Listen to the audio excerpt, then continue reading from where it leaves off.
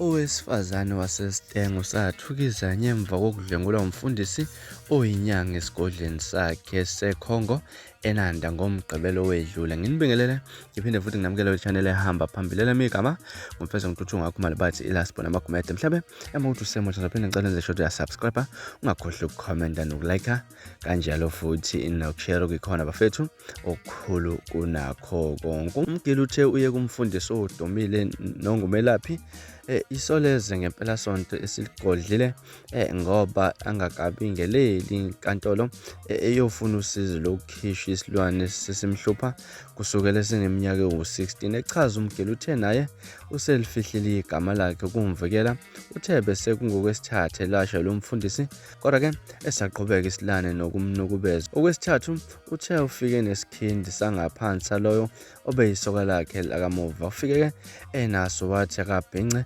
ibhayi bese ekhumula konke agqokile ngaphansi ngisho idulo zimbala. Uthe kubese ke ephonsa isikhindi sobeyisoka esitsheni esinempepho maqede ke wazihlalela eduze kwakhe kumatilasi. Chaza ukuthi esehleli usondele eduze kwakhe uthe uma embuza ukuthi uzokwenzani eduze kwakhe umbuza ukuthi uyakwazi ukuqubula okuwumkhuba owenziwa ngabelaphi bendabuko uma bekhipha umuntu umuthi noma isilwane laphana. Eqhuba umgili uthe umfundisi ke ubese ebuza ukuthi unaso yini isifo wathi akanaso. Waphinde wabuza ukuthi ke unesiqiniseko sokuthi ke akanaso ngempela yini wathi cha akanaso. Bese ethi ke akalale ngomhlanje wabuza ukuthi yenzelani wambuza ukuthi uyafuna yena ukusiza noma cha wathi cha uyafuna yena.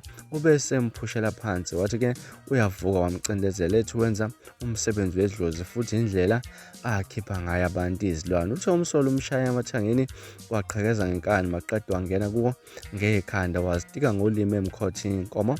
Uthe ulimi belungahlali kuBhontshisi kodwa ke beluyaluza enkomeni yonke. Ubeqhaqhazela ethukile lokhu emkhotha futhi emkopa inkomo ngomune. Lokhu ethi ke akamemeza athi isilwane asiphume singene kumkhulu noma ke belokhu besho athi akwakusho. Umfundisi uthe ubese esukume yophimisa amathe phezu kwesikhindi esincane naye ke uthe akayikhona yophimisa amathe bebuya lapha aphinde acindezele evula kakhulu amathanga bese ke eqhubeka nokumkhotha nokumkopa. Bese emphushela ke avuka ngolaka ethi akaphuma ahambe uma engafuni akukhipha isilwane waqhubeka nokumkhotha nokumkopa abuye ke ayophimisa amathe. Umgili uthe umfundisi ubuye wambamba wamcindezela phansi wangena emathangeni azama ukumdlwengula ngomphambili fakwe ubuhlalo kodwa ke wangavuka wathi ke akawuthinte ukuze wazi ukuthi ke akafuni ukulala nawo. Uthe uma enqaba wabamba isandla sakhe wasithintisa kuwo ngempela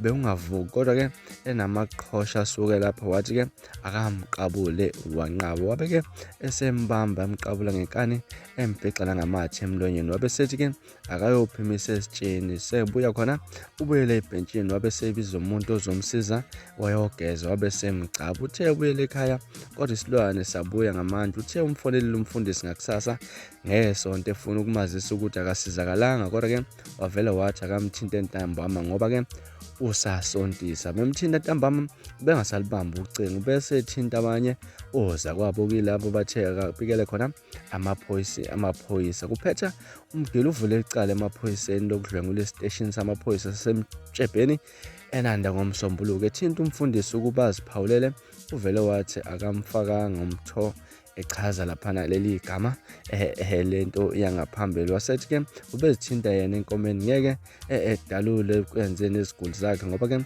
nabo bafike ne-anda yesoka lakhe ngoba ke afuna ithakatha ukuze libuye. Uxakeka ke manje uma esesho kanje ngayo kusho umfundisi odabuka eSwatini. Okhulumela amaphoyisa aZulu Natal uColonel Robert Chode uqinisekisile ukuthi amaphoyisa asenanda phenya ngecala lokudlwengula futhi idokotela selithunyelwe uphikeni oluphekana nodlame lomndeni ukuvikela kwezingane namacala ocansi ukuba ke luphenya kabanzi. Kusolo owesifazane oneminyaka engu-34 odlwengulwe indoda wayaze ngoMeyi ngo-13, 2023 endaweni yaseCongo. Udaba lisaphenya ngamaphoyisa kuphetha laphana okhulumela amaphoyisa bafethu. Izinandaba esinibekela zona namhlanje kwezisenkezweni mhlawumbe kuthini wakuva ngalolu daba hlala phana ku-comment section kungixoxele kabanzi ukuthi wena uthini wakho umbono ngalolu daba. Mina ke nge-last bonus sengiphuma kanjena kodwa ngiyakuthembisa ukuthi ngiyabuya futhi nezinye ezilandelayo kwakho.